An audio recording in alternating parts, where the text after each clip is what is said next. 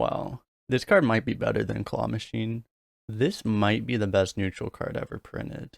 At least not counting legendaries. So this card seems absolutely insane. I'm worried this card actually might be too strong. This card might be like maybe we might be begging Blizzard to ban it from Arena. It might be that strong. Yeah, because I mean you're just gonna lose games to this card. Just straight up. If you're slightly behind on turn 3 and they play this card, you basically lose. This card will win games by itself often. So, honestly, terrifying. Pitchforks, get your pitchforks here. Oh, hey guys, didn't see you there. Just saw a business opportunity, don't mind me. So, let's talk about Mor'shan Watch Post really fast. So I'm sure many of you guys saw my poll, which I released a few days ago before the expansion, about should we ban this card from Arena? I think we had close to about 70% people saying yes before even seeing the card, which given that we hadn't even seen it is pretty high. There were people that made the argument that we should at least see it first. But now we've seen it, so I was honestly hoping I wouldn't have to make this video in case Blizzard maybe banned it on release, but you know, this card's deceptively strong enough that I don't blame them. And now it's time to make this video because, frankly put, I just want this card gone. So let's talk about what this card actually is. Of course, it is a 3-mana 3/5. It has the can't attack keyword, which made it, some people put it off immediately, but even in constructed, this card is seeing significant play from what I can tell. And of course, the key part of this is after your opponent plays a minion, summon a 2/2 grunt. So the reason this card is so strong, you have to compare this card, I think, really to, I think there are two cards that you can compare this best to that were both pretty strong or even very strong arena cards. The one I initially had compared it to was Tar Creeper. Tar Creeper is a 3-mana 3/5, but only on your opponent's turn. So it has the same way where it doesn't really pressure the opponent directly through its own damage, but compared to this card, Mor'shan Warden has way more ability to actually snowball. Tar Creeper, you're only just going to get, it's going to get what it is. Your opponent's going to run into it. You'll get 3/5, but your opponent gets to choose. The difference, of course, here being the 2/2. And this ability that after your opponent plays a minion, summon a 2/2, essentially you're punishing your opponent for not being able to kill it. So there's another card which, the Green Goats were the ones who actually made this comparison, which I like as well, which is to another old card, Vicious Fledgling. This card was actually banned from Arena. This was a 3-mana 3/3. After your minion attacks a hero, adapt.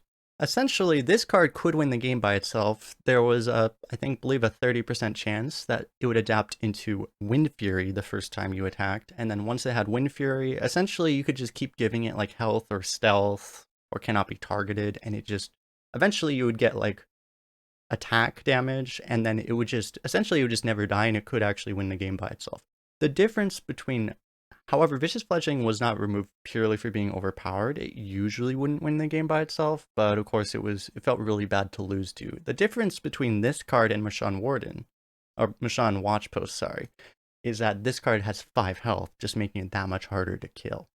So even, an answer like Fishy Flyer, for example, it only has 4 attack. That doesn't even kill it by itself. And you're trading up in mana, right? And your opponent's going to get it. And the Watch Post player is going to get a 2/2 in addition. So the power level of this card is absolutely insane. Which brings us to the point of, so how good is this card actually according to the statistics? Well, we've had a day of data come in, which numbers could change a little bit, but at this point it's become at least a little bit reliable for neutral cards. And drumroll please, the answer is that Mor'shan Watch Post is the best non-legendary card in the neutral set ever printed. At least according to these numbers. I don't think there's any old example of a card that would be better than anything that's in the game right now. Maybe Twin Tyrant, I guess, but I don't even think Twin Tyrant was the highest win rate card at the time. But yeah, you see there are some cards outperforming the Watch Post down here, but they're all legendaries. The biggest outperformer is Ysera the Dreamer, which maybe we should be talking about banning as well, but I mean, we'll see. Maybe let people have fun with all of these 62% wins they have, which is 4.5% more than Watch Post, by the way, which is crazy. Worth noting that Venomous Scorpid actually only 0.1% behind. So this card was the card I compared to essentially the Claw Machine of the set. Poor Claw Machine, by the way, way down here actually. But yeah, don't trust this number sample size. But yeah, other than that, I mean, Mor'shan Watch Post. If this is the claw machine of the set, then Mor'shan Watch Post is like the Runaway Blackwing or the Twin Tyrant. So absolutely a card that the thing about Mor'shan Watch Post, like you can make an argument like Scorpid, honestly, even though this card is extremely annoying, I feel like it's almost meant to be annoying. You know, a poison and spell. It's very, very strong. But at least, you know, this thing has Discover. I've always been an advocate of the Discover mechanic. It provides, you know, decision making into Arena, which isn't always going to be there necessarily. But Mor'shan Watch Post, there's just nothing. I mean, ideally, you know, you can see in Constructed, maybe, you know, makes your opponent maybe want to wait until doing certain plays because they play minions. But the way it is in Arena is just not like that. You have to play minions. The way, unless you have the perfect removal to kill this, you have to contest this with minions. So it's going to punish you. It's going to get absolutely obscene value. And if they play it really early, it's just going to win the game by itself. That's just kind of how it is. So again, like there are instances where you could say like, well, this card's powerful, but it's fun. We can't just remove things for being powerful. This card is not, in my opinion, of course. This card is not fun. There's nothing fun about this card. It is just miserable, and Arena would just be a better place without it.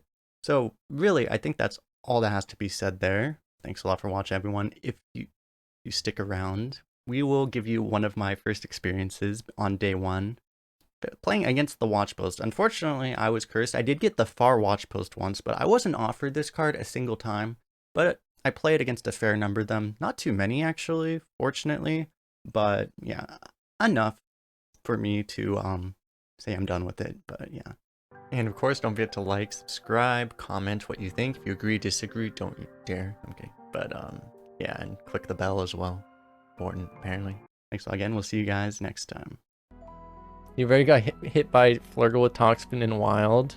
Oh god. Literally three mana once out.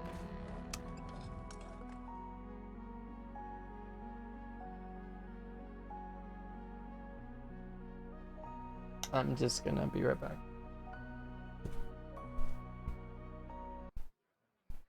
Has my hero exploded yet?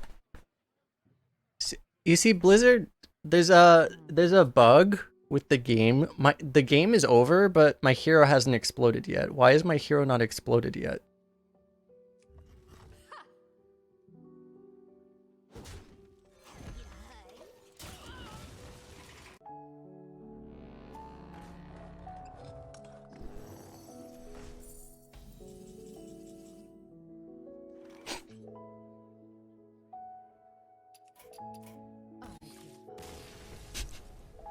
Okay.